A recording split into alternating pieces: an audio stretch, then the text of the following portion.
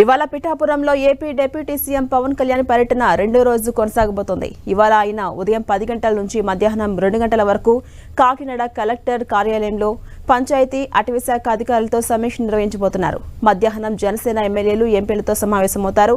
ఇప్పటికే వరుస సమీక్షలు సమావేశాలతో పవన్ గతంలో జరిగిన అవకతవకలపై ఆరా తీస్తున్నారు. ఇవాళ కూడా జరిగే సమీక్షలో పవన్ పలు విషయాలపై ఆరా తీయబోతున్నట్టు తెలుస్తోంది. పవన్ టూర్ సందర్భంగా జనసేన కార్యకర్తలు భారీ ఏర్పాట్లు చేశారు.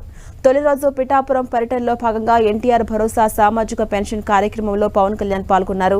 గొల్లప్రోలు మండలం సత్యకృష్ణ కన్వెన్షన్లో పింఛన్ పంపిణీ కార్యక్రమంలో పాల్గొన్నారు. తనకు ర్యాలీలు నిర్వహించడం ఉండదన్నారు.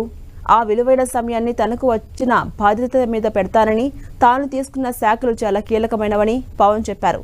తన వైపు నుంచి ఎలాంటి అవినీతి ఉండదన్నారు పవన్ కళ్యాణ్. ప్రతి ఇంటికి మంచినీళ్లు అందించడం కోసం కేంద్రాన్ని డబ్బులు అడిగితే ఎన్నైనా ఇస్తారన్నారు. ఇక మరోవైపు పిఠాపురంలో తన గెలుపు ఏపీకి బలంగా మారిందన్నారు పవన్ కళ్యాణ్. జన సైనికులు పిఠాపురం ప్రజల వల్లే గెలిచామని తెలిపారు. ఆఖరు శ్వాస వరకు ప్రజల కోసమే పనిచేస్తామని, పిఠాపురం నియోజకవర్గాన్ని అన్ని విధాలుగా అభివృద్ధి చేసినప్పుడే తన గెలుపుకు అర్థం ఉంటుందన్నారు. అటు రేపు పవన్ కళ్యాణ్ ఉప్పాడ కొత్తపల్లిలో పర్యటిస్తారు.